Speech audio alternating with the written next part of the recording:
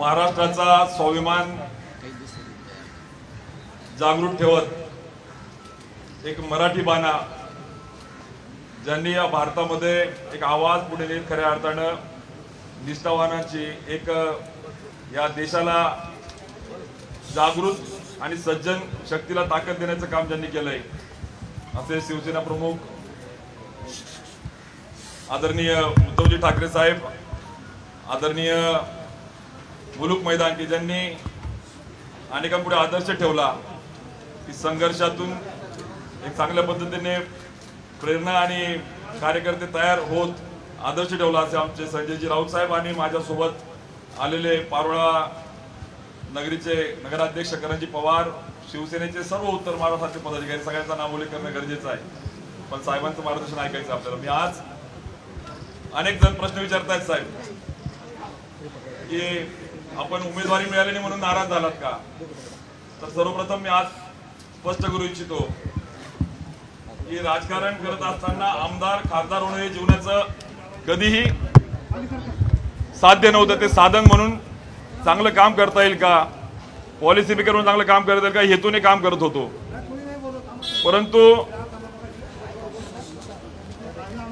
ज्यावेळेस राजकारणामध्ये काम करत असताना साहेब मला आठवतं आमदार म्हणून काम करत असताना शासकीय योजनांची जत्रा जी आता चालू आहे तो पॅटर्न 40गाव मध्ये खऱ्या अर्थाने आपण घडवला आणि भाड्याची वाहनं आणून आणि आमिषा आणून नाही सर, तर त्यांना पदरामध्ये विना मोबदला कुठलेही चेरीमेरी न करता लाभ देऊन त्या ठिकाणी घडवला। मनरेगातून सगळ्यात जास्त देशातले गाय गोटे देण्याचा पॅटर्न 40गाव मधून आपण केला साहेब, पण दुर्दैवाने विकासाची त्या ठिकाणी किंमत नाही, पॉलिसी मेकर म्हणून भूमिका निभावणाऱ्याची त्या ठिकाणी कुठेही किंमत नाही आणि चांगली बांधणी करत असताना 40गाव मधून साहेब मला लोकसभेची उमेदवारी कुठली इच्छा प्रकट करी नसताना कुणालाही त्या ठिकाणी मी सांगितलं नसताना मला देण्यात आली। मी कार्यकर्ता आहे ना त्यानं मला प्रेशर केलं, मी स्वीकारली, कार्यकर्ता म्हणून ती भूमिका स्वीकारली आणि एकतर विधानसभेची बांधणी करत असताना जी जबाबदारी दिली ती लोकसभा म्हणून काम करायला लागलो। लोकसभेत साहेब मला सांगायला आनंद होईल देशातल्या प्रथम निवडून आलेल्या 292 खासदारांमध्ये पहिल्या 7 मध्ये सगळ्यात चांगला पार्लमेंटरी परफॉर्मन्स देण्याचं काम मी त्या ठिकाणी केलं, ते माझं कर्तव्य होतं। आणि ग्रामीण महाराष्ट्रामध्ये 4,11,000 मतांनी जळगाव लोकसभेचं सीट मी युतीचा खासदार, एका भावाने जरी दगा दिला तरी दुसरा भाऊ शिवसेना माझ्या सोबत याचा मला आनंद आहे। त्यावेळेस भारतीय जनता पार्टीच्या सोबत शिवसेना पाठीमागे उभी राहिली आणि आज आपण बघतो 4,11,000 त्याचं सीट निवडून आलं।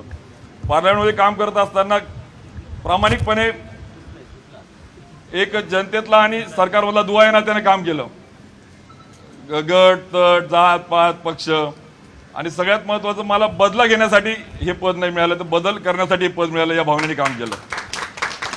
पण दुर्दैवाने हे बदल्याचं राजकारण रोज मनाला वेदना आणि त्रागा देणारं होतं, रिव्हेंज पॉलिटिक्स, आणि मला आणि तरुणाईला आणि उत्तर महाराष्ट्राला हवंय चेंज पॉलिटिक्स, बदलाचं राजकारण हवंय। आणि या कार्यकर्त्याच्या वेदना लक्षामध्ये घेऊन मी आवाज उठवला, योजना पोहोचवल्या, प्रसंगी काही नेत्यांना काहींना वेदना झाल्या की तू संघर्ष या पातळीला नको देऊ, जर शेकडो कोटी रुपये पीक विम्याच्या माझ्या शेतकऱ्याला मिळत असतील तर मी का नको संघर्ष करायला। साहेब मी तिरंगा हातामध्ये घेऊन पक्षाच्या पलीकडे 450 किलोमीटरची गिरणा परिक्रमा जी नदी आहे आमची गिरणा माता आहे ती परिक्रमा केली, माता म्हणून गेली आणि गाडीत फिरलो तर कार्यकर्त्यावर विश्वास ठेवत नाही राज्यकर्ता म्हणून पायी केली, 45 डिग्री उन्हामध्ये 450 किलोमीटर पायी फिरलं। मात्र कौतुक नको होतं मला, थाप नको होती मला, पण माझ्या गिरणा माईची ताण भागवता येईल का, मला उत्तर महाराष्ट्राच्या शेतकऱ्याला सिंचनातून क्रांती करता येईल का, तो प्रश्न तर सोडवला नाही पण त्याची खिल्ली एका प्रकारे उडवली गेली। आणि काम करणारा एक कार्यकर्ता म्हणून मी त्या ठिकाणी प्रामाणिक प्रयत्न केला आणि लोकसभेच्या नंतर देखील उमेदवारी खासदार आमदार हे महत्त्वाचं नाही, पण ज्या पद्धतीने अवहेलना करण्यात आली, मला मान नको, मला सन्मान नको, मला पद नको, पण ज्या पद्धतीने अवहेलना कार्यकर्त्यांची होते, प्रामाणिक कार्यकर्त्यांची जी घुसमट होते, विकासाच्या ऐवजी विनाशाची, बदल्याच्या ऐवजी म्हणजे बदल करण्याच्या ऐवजी बदल्याची जी भावना रुजवली जाते कार्यकर्त्यांमध्ये ती मात्र या महाराष्ट्रासाठी अत्यंत घातक आहे। आणि म्हणून आम्ही सगळ्यांनी ठरवलं की आपण या पापाचे वाटेकरू होता कामा नये, आपण या बदल्याच्या भावनेने जे राजकारण रुजवलं जात आहे ते तरुण पिढी पुढे विशेषतः उत्तर महाराष्ट्राला घातक दिशेकडे नेणारे त्याचा आपण वारकरी होता कामा नये. आणि म्हणून जर मान सन्मान नको, पण किमान आमचा स्वाभिमान जर त्या ठिकाणी जपला जात असेल तर ठीक, पण तोही जपला जात नसेल, बैठकीला न बोलणं आणि अवमान करणं, चुकीच्या बातम्या देणं, अशा अनेक गोष्टी आज इथे बोलणं उचित नाही. पण मी आज आपल्याला विश्वास देतो आणि मी ठरवलं की हा स्वाभिमान गहाण ठेवण्यापेक्षा स्वाभिमानाने साहेब आपल्या सोबत ज्या पद्धतीने आपण स्वाभिमानाची लढाई लढतायत त्या लढाईमध्ये एक कार्यकर्ता आहे ना त्यानं सहभागी होण्याचं आम्ही सगळ्यांनी ठरवलं. आणि आज मी आपल्याला विश्वास देतो की आपल्या मार्गदर्शनामध्ये शिवसेनेचा जो स्वाभिमानी बाणा आहे, ज्या मशालीची या क्रांतीतून सर्वसामान्य तरुणाईला, उत्तर महाराष्ट्राला, शेतकऱ्याला, युवा शक्तीला ताकद देण्याची गरज आहे, ती ताकद तुमच्या मार्गदर्शनाखाली शिवसेनेच्या विचाराने आम्ही त्या ठिकाणी नेऊ आणि घडू. उत्तर महाराष्ट्रामध्ये शिवसेना रुजू, मशाल क्रांतीचं प्रतीक म्हणून त्या ठिकाणी नेऊ, हा विश्वास, हे वचन आपल्या सगळ्यांच्या समोर आपल्याला देतो. आणि खरं तर मी पुन्हा सांगतो की मी पदासाठी नाही, खासदार होण्यासाठी नाही, तर एक कार्यकर्ता आहे ना, त्याने कुठल्याही अटी शर्ती नाही, कुठलीच नाही. साहेबांनी तेच सांगितलं की तू त्या ठिकाणी कार्यकर्ता म्हणून काम करतोय, तर मला अभिमान आहे. मला पण आनंद आहे की त्या ठिकाणी आज शिवसेनेने माझ्यासह अनेक कार्यकर्ते, पदाधिकारी, लोकप्रतिनिधी, जिल्हा परिषद, पंचायत समिती, मार्केट कमिटी, त्या ठिकाणी अनेक संघटनेचे पदाधिकारी यांच्यासह आम्ही सगळे आज आपल्या मार्गदर्शनाने शिवधनुष्य हातामध्ये घेऊन आपण मशाल त्या ठिकाणी, जे महाराष्ट्राचा शिवधनुष्य जो आहे, वाईट प्रवृत्तीला गाडण्याचे जो शिवधनुष्य विचार आहे, तो हातामध्ये घेऊन मशाल पेटून आपण त्या ठिकाणी सगळेजण आपल्या महाराष्ट्रात आज प्रवेश करतोय. मी मनापासून साहेब आपल्याला धन्यवाद देतो. जय महाराष्ट्र.